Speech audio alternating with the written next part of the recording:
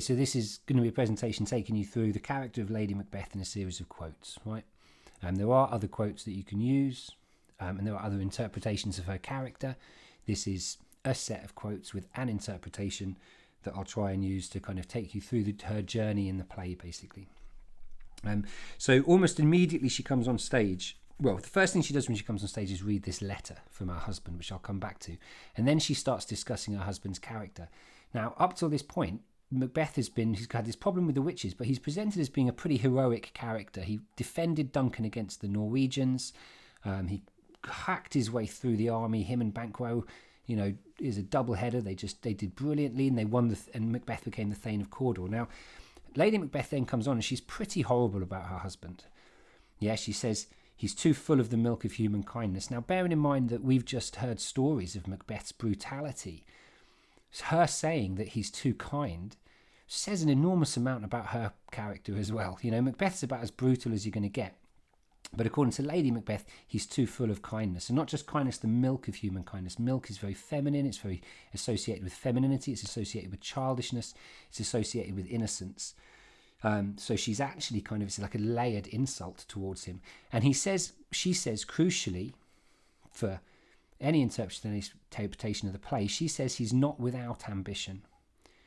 Now, although somebody who's not without ambition has got ambition, they're probably not going to have very much. That classic example, if I said my friend was coming to play football next week, oh, is he good at football? Well, he's not good at football. Means he's probably not that good at football. So Lady Macbeth here is also establishing that Macbeth hasn't got that much ambition, certainly not compared to her. She presents, immediately she comes on stage, she presents as being this dominant figure. She dominates over Macbeth, she dominates the stage, she comes on it, she owns the stage. Now immediately after that she starts casting what sounds a lot like a magic spell. Come you spirits that tend on mortal thoughts. Come you spirits, she demands these spirits come to her. It's a display of power and dominance and control. And that was challenging for women in Jacobean times. But also when you consider that Lady Macbeth here is being presented as a villain, I think it's very difficult to look at this play and not see Lady Macbeth as a villain. Whether or not you see Macbeth as her co-villain, or whether or not you see her as dominating Macbeth, either way, Lady Macbeth is definitely a baddie in this play. So her sense of dominance, the sense of power that she expects, presents her as being a baddie. And that come you spirits, the use of imperatives there, really makes her come across as being aggressive. And tellingly, I think, for her character throughout the play, part of this magic spell is that they stop up the access and passage to remorse, which means remorse or regret is going to have no control over her anymore. It's got no power over her anymore. Now, arguably, that is part of a magic spell that means she can go through the rest of the play doing whatever she wants up until the point when the magic spell gets cancelled and she doesn't have any regret. She doesn't feel any remorse. Yeah, whether that's her personality or it's part of this magic spell is kind of open to debate. But certainly at this point, part of her spell is she doesn't want to feel any more remorse. Now, this line is very commonly misunderstood from things I've seen online in particular. She says, unsex me here. Now, it's really important to understand that does not mean she wants to be more masculine. Yeah, she doesn't say, make me more masculine, because the reality is a lot of this play is a study of masculinity. And masculinity was as much as it was about sort of an attempt at, as much as it was about powerfulness and dominance and assertion, it was also about being loyal to your tribe. It was about being loyal to your brotherhood. And this play is very much about the expectation that you are loyal to your brothers, loyal to your role, above loyalty to, for example, your partner or your wife. Yeah, so if she'd asked to be more masculine, she's actually getting involved in a whole new set of gender conventions, a whole new set of expectations. Lady Macbeth does not ask to be more masculine. She says to unsex me here, to have gender removed from her. There were codes for women, there were codes for men. And what Lady Macbeth is asking for here is to have all those things removed from her in a way that sort of transcends gender, but I think for the Jacobeans would have been, quite horrific, because your gender role was one of the most important roles you were expected to play. Now, this is where I sort of come back to the letter. When she comes on stage, she's reading a letter. Now, this is quite a subtle spot, But I think it's quite telling, right? Lady Macbeth does come on stage and read a magic spell. Come you spirits sounds a lot like a magic spell, and arguably she's a witch, right? Now, one of the other clues for this is that when the witches first see Macbeth, they say that, all hail Macbeth, thou shalt be Thane of Cawdor, Thane of Glamis, and thou shalt be king hereafter. They say, all hail Macbeth, thou shalt be king hereafter. Now, when Macbeth writes his letter to Lady Macbeth, Macbeth misquotes the witches. He gets the quote wrong. He says that the witches said to him, king that shalt be. Right? So the witches say king hereafter. Macbeth says to his wife that they said king that shalt be. But when Lady Macbeth sees Macbeth, she gets the quote right. She says greater than both by the all hail hereafter. So she uses the word hail and the word hereafter that the witches used, but Macbeth didn't use. Which suggests that, well, it is the fact that Lady Macbeth got the witches' quote correct, even though Macbeth misquoted it. Which, again, someone as obsessed with language as Shakespeare was, that's not going to be a mistake. That's hinting at a connection between Lady Macbeth and the witches. Now, when Macbeth and his wife are talking to each other, Lady Macbeth says, Macbeth says, Duncan's coming here tonight. And Lady Macbeth says, when's he going to go? And Macbeth says, tomorrow, as he purposes. Like, I guess, whatever he wants, as he purposes, whatever he wants to do. Macbeth, it would seem, has no intention of killing Duncan that night. But then Lady Macbeth says, oh, never shall the sun that morrow see. Right?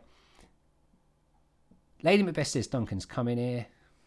Macbeth says, well, he's going to go in the morning, I guess, whatever he wants to do. And then Lady Macbeth goes, no, he will never see the sun tomorrow.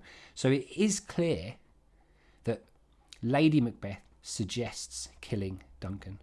It's not Macbeth's idea. Macbeth maybe said that he was going to become king, but that could have happened for any one of a million different reasons. Duncan could have fallen off his horse, witches and magic, who knows? But Lady Macbeth suggests murdering him, or certainly, well, she suggests murdering him. Between the two of them, they've never discussed this murder before. Lady Macbeth brings the subject up. And then, tellingly, she says, look like the innocent flower, but be the serpent under it. Now, this is, again, this quote, if you look at this play as being essentially, in a lot of ways, I think a lot of it is a study of masculinity and about the roles of gender. Being true to your word, being open and honest about it, was really important for masculinity in Jacobean times. Now, what Lady Macbeth is asking Macbeth to do here is lie. She's teaching him how to lie. Look like the innocent flower, but be the serpent under it. She's teaching him how to lie. Now, Jacobean men would have gone to the sword. They would have duelled you if you'd said they were not, you're not a man of honour. You're not a man of your word. They're like, I'll have you for that, right? And they start a massive fight over it, sometimes to the death, because their word was their bond, was their honour. It was what they had. Lady Macbeth's asking him to break this, and tellingly, really important, this innocent flower and the serpent underneath it is a definite reference to the story of Adam and Eve in Eden.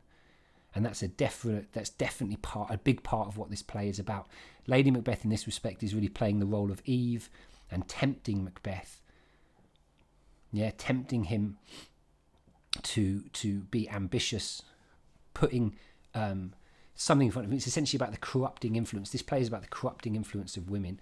And here, Shakespeare's referencing the original corrupting influence of women's story when he talks about the Garden of Eden and Eve and Adam. But essentially also she's teaching him how to lie. This is from after Macbeth. Macbeth then decides he doesn't want to kill Duncan. We shall proceed no further in this business. She says to him, what beast was then that made you break this enterprise to me?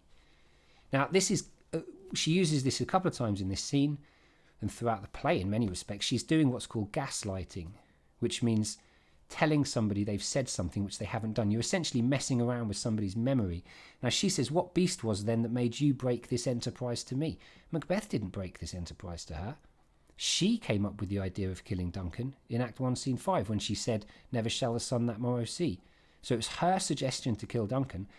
But then later, Macbeth, she's going, why did you say you were going to do it? Why did you suggest this to me? And it's just messing around with his head. And it's a form of abuse. And it really is like twisting the knife, and it shows how easily manipulated Macbeth is by his wife and by the women around him. That's what really this play is about, and in this respect, it's his wife manipulating and bullying him and, lying to him. He didn't say he was going to kill Duncan. He never said it wasn't his idea, it was her idea. After they kill Duncan, Lady Macbeth absolutely sorts it all out, right? She came up with the idea of killing Duncan. She planned. It was her strategy that they were going to use to kill Duncan. And after he's killed Duncan, Macbeth's freaking out. And Lady Macbeth is like, right. She replaces the dagger. She sorts it all out. And this line here, these deeds must not be thought after these ways, so it will make us mad. Yeah, this is great advice, given what happened to both of them afterwards. The fact that they were both destroyed by the guilt that they could never put down is a great example of foreshadowing in a funny sort of way. Like Lady Macbeth here is saying, don't think about what we've done, it'll drive you mad. But as it turns out, neither her nor Macbeth can put down what they've done.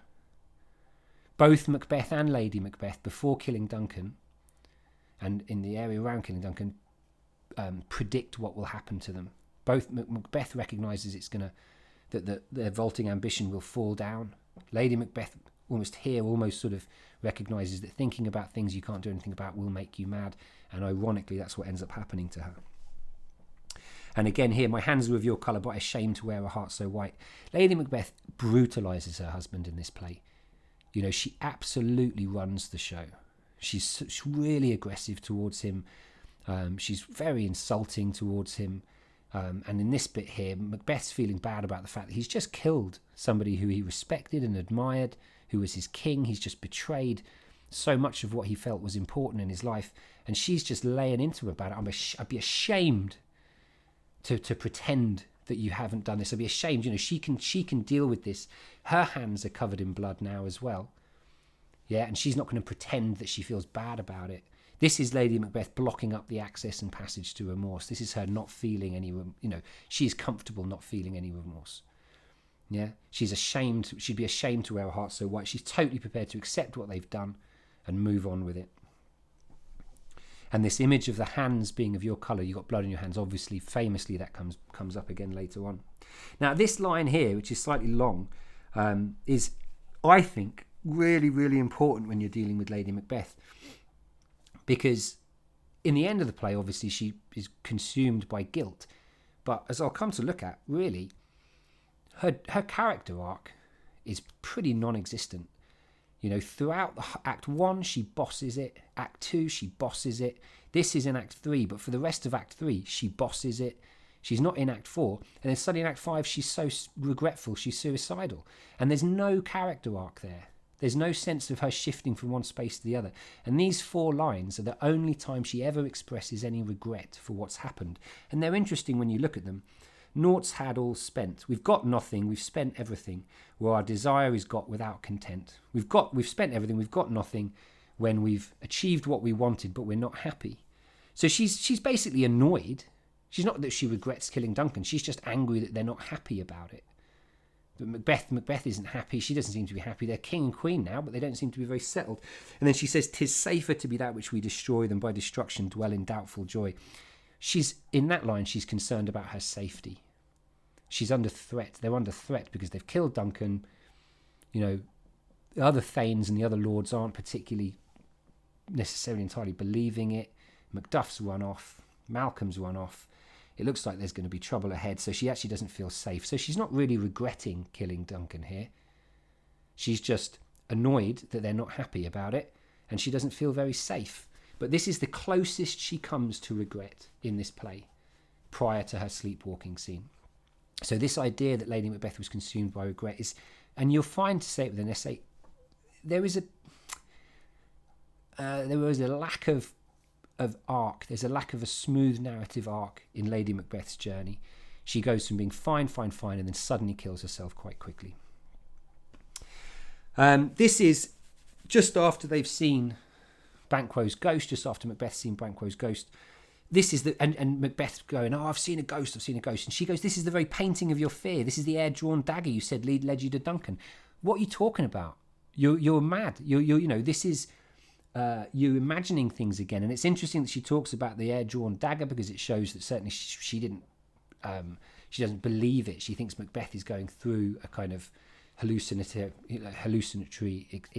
experience. This is hallucinations for him. She says, shame itself. Shame itself.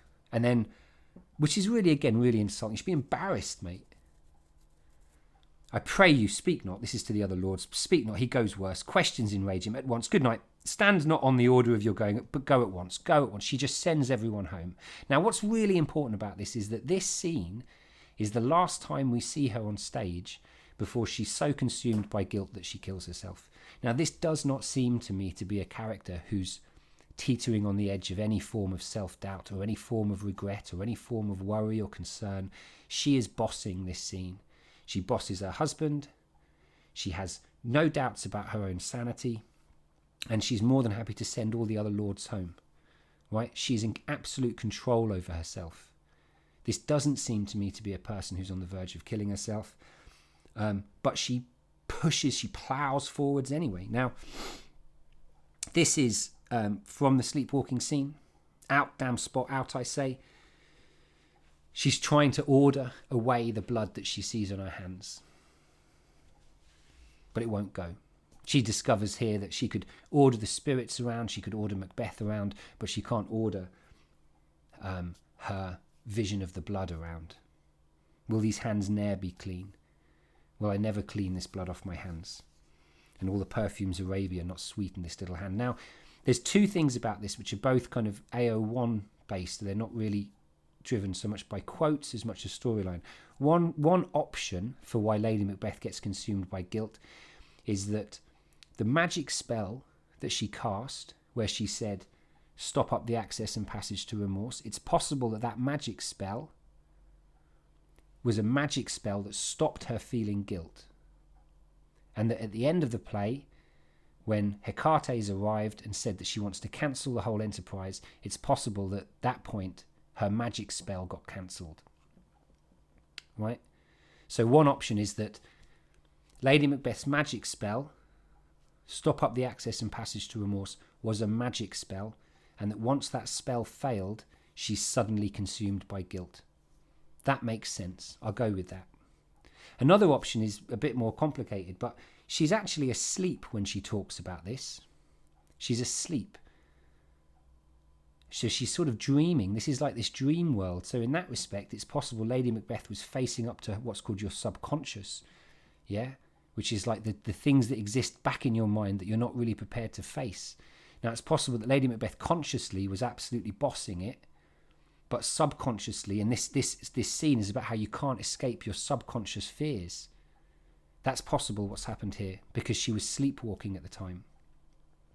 And that equally would wrap up her narrative arc. The only issue with that second one in particular is it doesn't really explain why she committed suicide. Yeah? Because why suddenly go from being incredibly in control consciously and then suddenly deciding to commit suicide? Again, you're kind of missing this arc. But there is one other thing that's kind of interesting about this. Now, to get this interpretation, you have to kind of take a bit of a step here. Towards the end of the play, in Act 5, Macbeth calls for a servant to come and see him. And for the first time in the play, this servant gets given a name. Most of the servants are called messengers, gentlewoman, mostly those two, really. Servant, possibly. But this one suddenly gets a name, and his name is Satan. Now, some people pronounce it Seaton. That looks to me like Satan, to be honest with you. Seaton, either or. Sounds a lot like Satan. Yeah, and bearing in mind this play is about witchcraft, and we've already had Hecate show up in it, and strangely, Macbeth says Satan's name 3 times before he arrives in a way that's traditionally supposed to summon the devil. Satan suddenly comes on stage. Now, it's interesting because it's Satan who finds Lady Macbeth's dead body. There's a cry of women from within. Macbeth says, "What's that noise?" Satan says it's the cry of women. He then leaves and comes back and says, "The queen, my lord, is dead." So Satan discovers the queen's dead body. Or does Satan kill her? It's a big step, but it kind of like...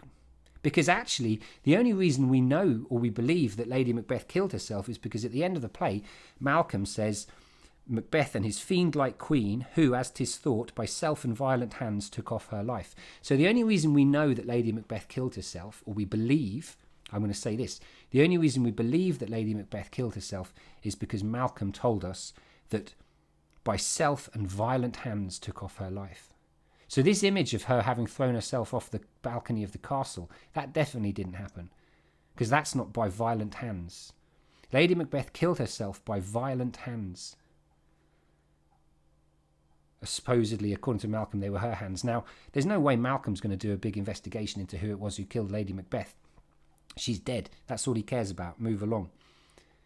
But crucially here, I think there's a question over whether she did kill herself, given the fact that her body was discovered by Satan, and Malcolm's just making an assumption. And actually, it makes a lot more sense if, at the end of this play, Lady Macbeth was killed by, I don't know, I think Shakespeare just wanted to write her out of the play, to be honest with you, but it's completely conceivable that her death was a bit more complicated, or could certainly be presented as being a bit more complicated than we like to think of it as. Anyway, that's her journey. By a certain interpretation, make of it what you will.